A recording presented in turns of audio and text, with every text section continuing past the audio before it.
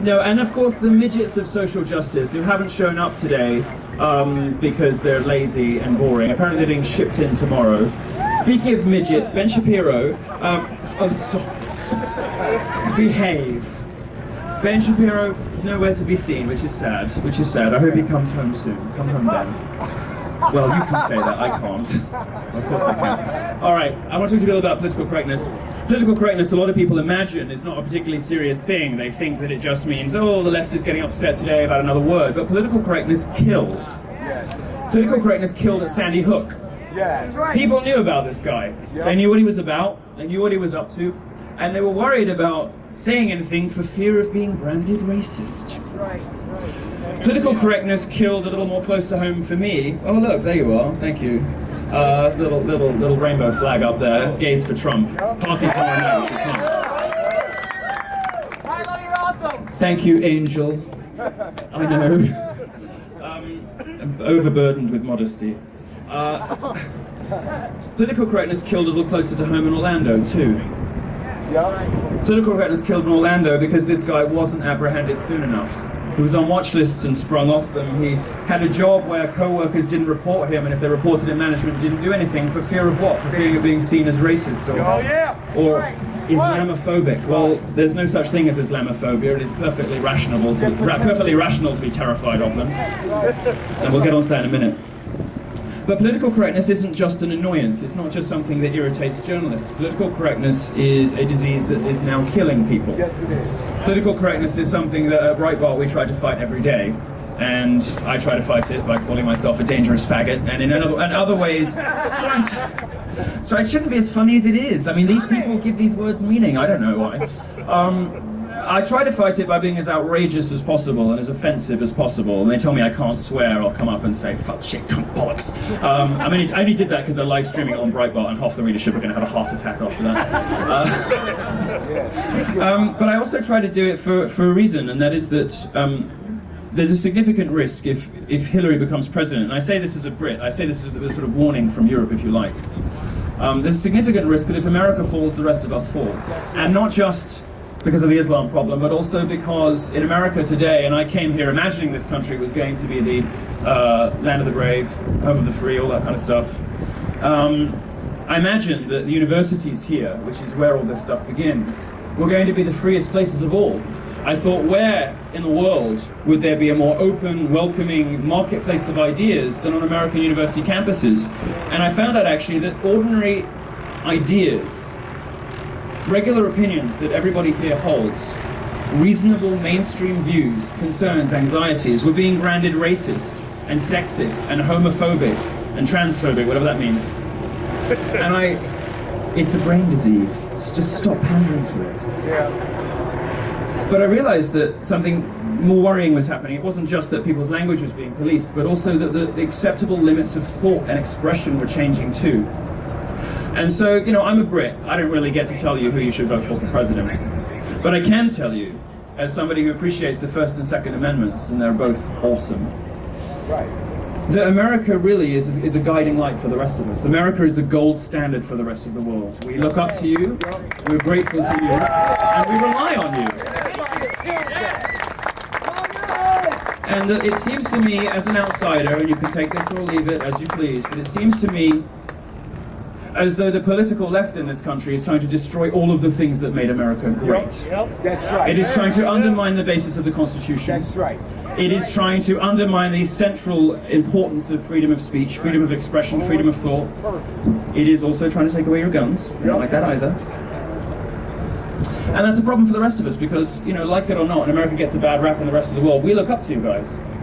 We look up to you because although you're a young country, you stand fast on principles the rest of us have forgotten. Yes. In Scotland, in the United Kingdom, I could be arrested for being offensive. I'm officially illegal in Scotland. In the UK, in Nottingham, it's now an arrestable offence to be a misogynist. You might think, well, who wants to go around being mean to women? But that, of course, is in the eye of the beholder, and the definitions of these things are always defined by the left. Tyranny! I might be a dick-sucking faggot, but I fucking hate the left.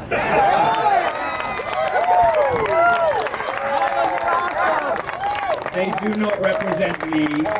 They do not represent you. They do not represent tolerance. They do not represent understanding. They do not represent diversity, any of the things they claim to care about. The left in this country is a cancer that you need to eradicate because it is undermining the fundamental principles on which this country was founded and for which everybody looks up to, guys. I saw you on the internet. You're the bass black guy, aren't you? You're excellent. We like you. You know, you're getting famous on the internet. You don't know this because you've been standing here saving the stage. You've become a meme, sir. They're calling him the bass black guy. What's your name, sir? Kenneth. Round of applause for Kenneth. Kenneth is wonderful. I love you all.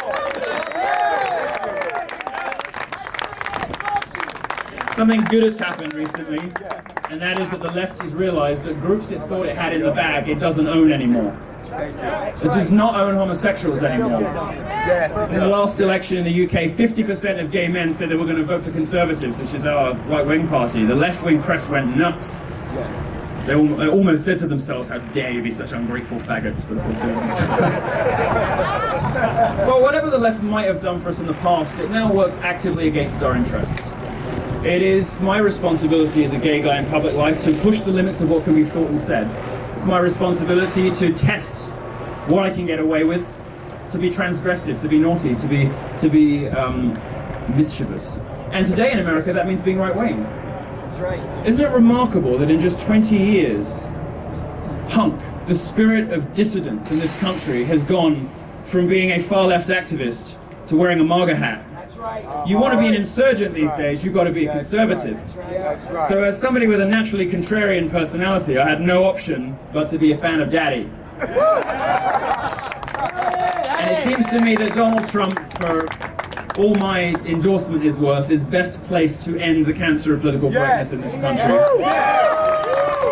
Other countries have been founded on other things in history. Normally they are founded on other things. Normally they're founded on race. They're founded on geography.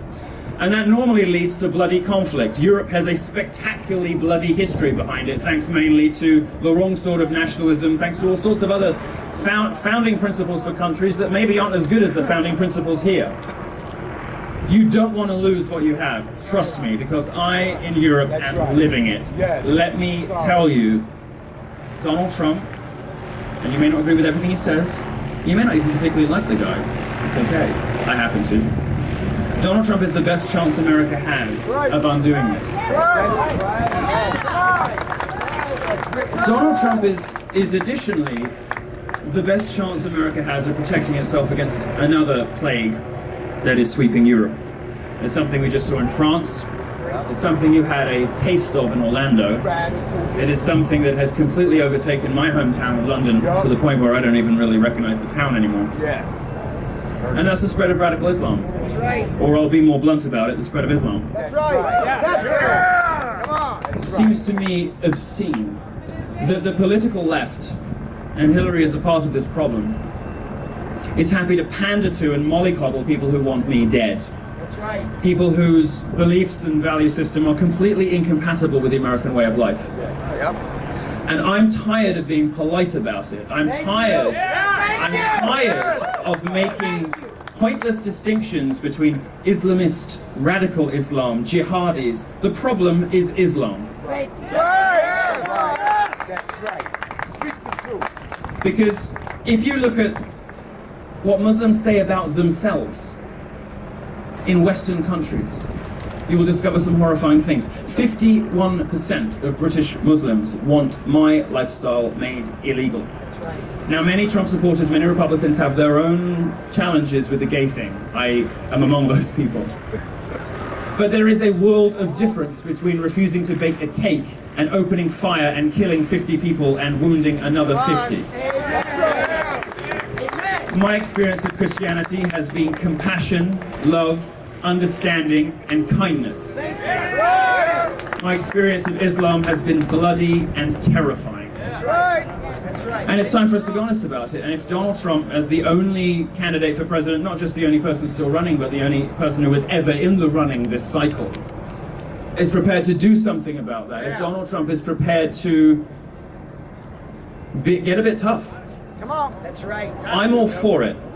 And I think you should be too. We are. And I think that you should stick up for your women, and I think you should stick up for your gays, because you might be a church-going Republican. I have nothing but respect for you. That's right. You know, you might not be totally down with the gay lifestyle, but we're your gays, not theirs. Right?